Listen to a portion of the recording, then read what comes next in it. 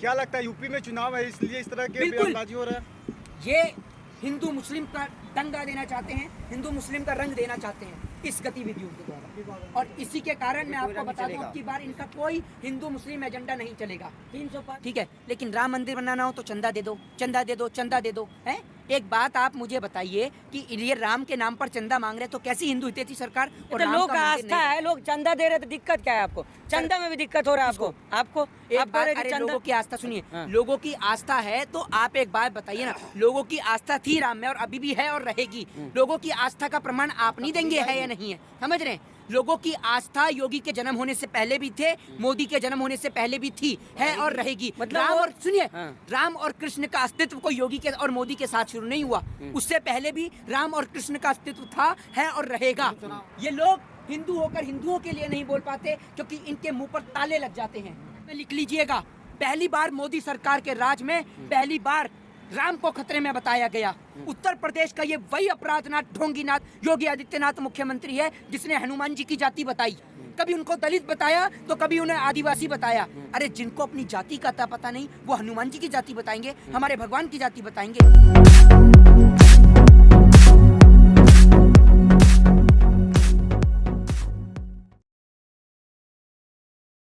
जी किस तरह से सोच रहे हैं? सेंट्रल दिल्ली में सांप्रदायिक नारे लगा दिए जा रहे हैं, लोगों के भावना आहत हो सकती है, चुनाव भी नजदीक है। देखिए मेरे भाई, आप देश में पत्रकार हैं, बिल्कुल आपका काम है कि लोगों तक एक मैसेज को पहुंचाना, लेकिन मैं कहता हूं आपसे आज हाथ जोड़कर कि कृपया कर इस मैसेज को यहीं की यहीं दबा दिया जाए। हमारा देश, हमारा हिंदुस्तान, हमारा भारत, हमारा वतन इन लुटेरों के कब्जे में आ चुका है और ये लुटेरे इस देश को तबाह करना चाहते हैं। मैं भारतीय जनता पार्टी के किसी भी नेता के और किसी भी विवादित बयान पर कोई भी टिप्पणी नहीं दूंगा। भाई इन लोगों का काम है हिंदू के लिए बयान देना, मुस्लिम के लिए बयान देना, सिखों के लिए बयान देना, ईसाइयों के लिए बयान देना। इनको हर धर्म से बिल्कुल नजदीक है, इसलिए ये लोग तब बयान नहीं देते जब हिंदुओं को लकड़ी नहीं दी जाती है, हिंदुओं की लाशों को रेत में दबाया जाता है, हिंदुओं की लाशों को नदियों में बहाया जाता है, गंगा नदी से लाशें निकल के आती हैं, जमुना से लाशें निकल कर आती हैं, तब इन लोगों के होठ सिल जाते हैं। ये लोग हिंदू होकर हिंदुओं के लिए नहीं बोल पाते क्योंकि इनके मुंह पर ताले लग जाते हैं। चाहे वो तमाम तरीके के बड़े बड़े लोग जो अपने आप को योगी महात्मा बताते हैं, इनके मुंह पे ताले पड़ जाते हैं, ये सरकार की दलाली में लग जाते हैं। आपको एक बात बता दूं कि अगर जिस प्रकार बीजेपी के राज में हिंदुओं को यहाँ लकड़ी नहीं मिल पाई, अगर इनकी जगह कोई और सरकार होती तब भी मोहित शर्मा ऐसे ही खड़े होकर बोलता। ये बात मैं आपको बताऊं। यहाँ तो राम राज की सरकार है, पूरे देश में मोदी सरकार है, उत्तर प्रदेश में योगी सरकार है, तो दोनों जगह राम और हनुमान की सरकार आप है। एक बात सुनिए, कौन से राम राज्य की बात कर रहे हैं? उस राम राज्य की बात कर रहे हैं। राम के राज्य को कभी बदनाम मत करिए और हिंदू धर्म को भी बदनाम मत करिए, पढ़िए उसके बारे में। राम के राज्य में कभी भी महिला के साथ बलात्कार नहीं हुआ, एक बेटी के साथ बलात्कार होता है हाथरस में जिसे जला दिया जाता है। वही घटना दोबारा देखने को मिलती है दिल्ली के अंदर। प्रधानमंत्री के होठ सिले हुए हैं, सरकार की दलाली का फेविकॉल इनके गले में टपका हुआ इनके नेताओं के, और सबसे ज्यादा शर्म आती है उन नेताओं के ऊपर, उन मंत्रियों के ऊपर, उन महिला मंत्रियों के ऊपर जिन्हों को पार्लियामेंट तक भेजने का काम इस देश की लोगों ने करा, इस देश की महिलाओं ने करा, और वो एक महिला दूसरी महिला के लिए आज आवाज नहीं उठा रही है। तो हिंदू हितैषी पार्टी मानी जाती है, सर्टिफिकेट यही लोग बांटते हैं, आप कर रहे हिंदुओं के ऊपर। तो आपको कौन सा सर्टिफिकेट मिला है? आपको कौन सा सर्टिफिकेट मिला है? कौन सा सर्टिफिकेट मिला है आपको? अरे हमें क्या सर्टिफिकेट तो आप लोग बांट रहे हैं। नहीं, हम तो नहीं बांटते सर्टिफिकेट। एक मिनट, आपका नाम क्या है? आपको कोई सर्टिफिकेट मिला देश में हिंदू होने का? आपका क्या नाम है? रुक जाइए। मुसलमान कर दिया। आपके घर में बनता है देशद्रोह का कानून? देशद्रोह कौन सी आईपीसी में आता है, जरा ये बताइए। अरे कानून की पढ़ाई आप कर रहे हैं, आप बताएंगे ना जनता को किस तो आप बताइए, आप किस में आता है? आईपीसी की धारा 124A में आता है, ठीक है ना, देशद्रोह का मुकदमा। ठीक है, देशद्रोह आपके घर में नहीं बनना, जिस मर्जी पे देशद्रोह लगा देंगे आप। आपका नाम क्या है? सेंट्रल दिल्ली में 5000 लोग जमा हो जाते हैं और आप कह रहे हैं कि हिंदुओं के बारे में नहीं कुछ बोला जाए। तो ये बात का जवाब तो आप देश की पुलिस से पूछिए ना, देश की सेंट्रल गवर्नमेंट से तो आप पूछिए। कह रहे हैं कि नहीं बोला जाए। मैं आपसे ये कह रहा हूं कि कोई भी इस देश के अंदर सांप्रदायिक अगर इस तरीके से नारे लगाता है तो आप उसे क्यों बढ़ावा देते हैं? देश की राजधानी में अब से कुछ समय पहले आपने देश की राजधानी को जलते हुए देखा होगा।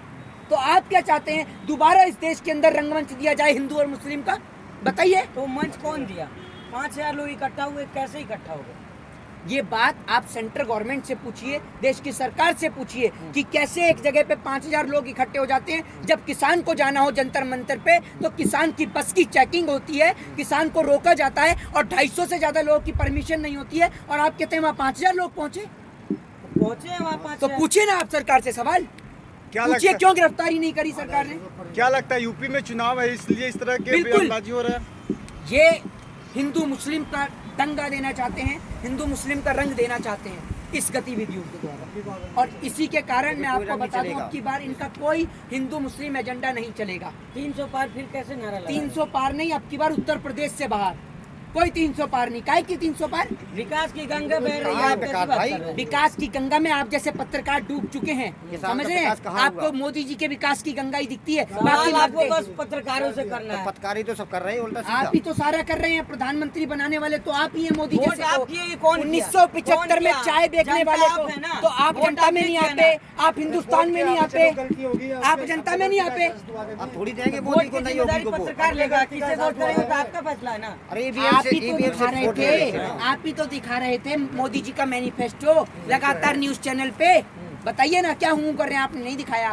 वो तो बोल ही रहे हैं कि 4 लाख युवाओं को रोजगार मिला, इसमें कितनी कहाँ सच्चाई मिला है? भाई? सड़क पे तो आ गए हम लोग। इनको बोलने दीजिए ना। एक बात आप मुझे बताइए, एक मिनट, कोरोना काल चल रहा है, ठीक है, राजधानी बंद है, तमाम जगह की स्टेटों पे लॉकडाउन लग गया था, रोजगार कहाँ से दिया? सब घर पे बैठ गए लोग। क्या वो झूठ बोल रहे हैं क्या? बिल्कुल झूठ और बोल रहे हैं। सची कब बोलते हैं ये बताइए?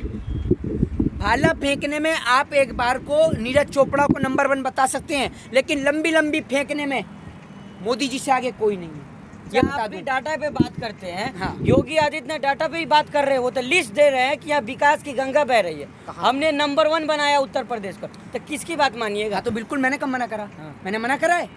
आप ही तो कह रहे हैं कि नहीं। मैंने कब मना करा भाई?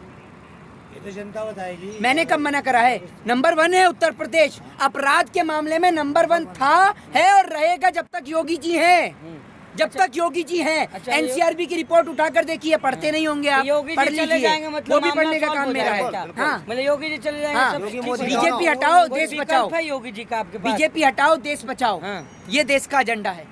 बीजेपी भगाओ, देश बचाओ, ये देश के लोगों का अब की बार नारा है, बिल्कुल नारा। क्योंकि किसान को बचाना है तो बीजेपी को भगाना है, ये आप सोच लीजिए। अच्छा, योगी जी का विकल्प है आपके पास कोई? क्या कोई है विकल्प? वो तो कह रहे खुल्लम खुल्ला योगी छोड़ के कौन बन सकता योगी मुख्यमंत्री? जी ऑप्शन में ही नहीं है तो विकल्प कहाँ से होगा? हाँ। योगी जी ऑप्शन में ही नहीं है, समझे?